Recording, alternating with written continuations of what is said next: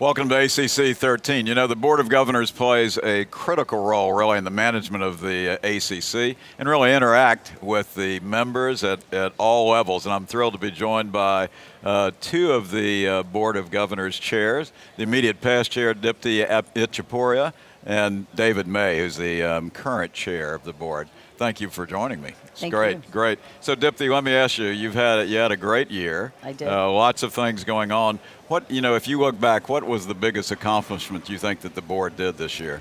I think that we heard the cry and the voice from the membership about the AUC language, and we took the charge to lead the change for asking for a change in the language for AUC, which we accomplished. And I would say that would be, if I had to pick one, that would be our largest accomplishment. Can you give me an example? I know it's a hard thing, but what do you mean where you say you changed the language? Well, we put forth the idea of changing the language from appropriate, maybe appropriate, and rarely appropriate. Got it.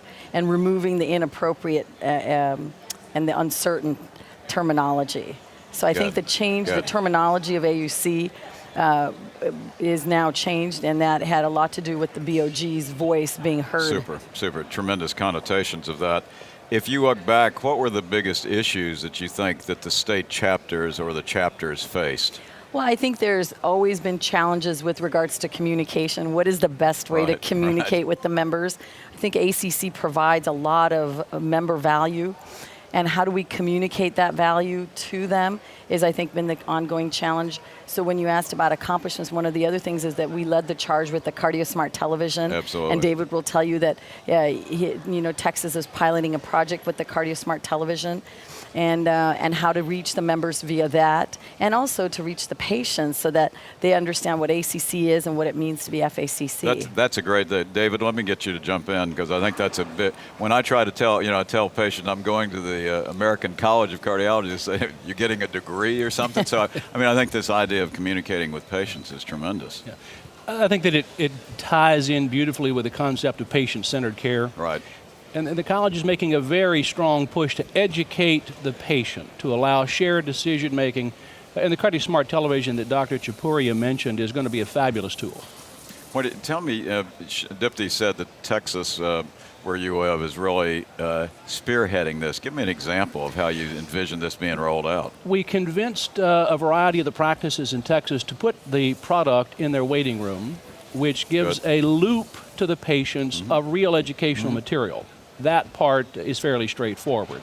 The exciting part is we can roll out specific content for your practice, but we can also use it for continuing education. You can imagine for a moment that I might have 15 or 20 of my primary care colleagues to my office to receive content from college leaders that they get CME credit for. That's cool. So there's a tremendous opportunity for us to use it both to enhance our communication to our patients, but to our referring physicians and to our own practices. Obviously, we're in a time of immense change, both in the structure of our practices, the financial, the whole things. How do you see the board playing a critical role in getting information and changing directions? As Dipti has already alluded to. I think that the communication part is a fundamental piece of that. The college has to advance forward in the ways we communicate, in the products that we deliver. We own the intellectual content and have a fabulous body of that information. Sure. We need to put it to you easily on your smartphone, at the point of care. Those tools, if we're able to do so, will provide the member value that they need. The issues that take place in Washington are the issues in Washington. And the education of our members about them, that sort of transparency, is really what we have to accomplish in that realm, I think. Well, it's obviously very critical that the governors do this, and that you all do this. And I think in Georgia we have a chapter meeting once a year that's really a lot of fun, big turnout and everything, but it's very good exchange of information. So I think.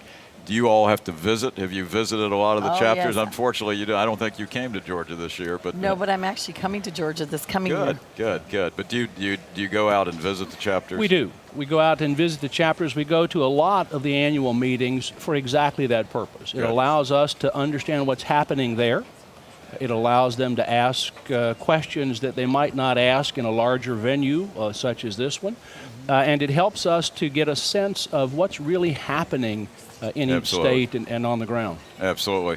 Well, Dipti, I appreciate you did a great job this year. You really did. It's good, Dave. I'm looking forward to you. You know, if you come visit our chapter, maybe you can cook for us, and then I'll do that. Come and cook. But thank you both for joining us, and thank you for joining us. The Board of Governors does a tremendous job for us, so stay engaged. For ACC 13, I'm Dr. Randy Martin.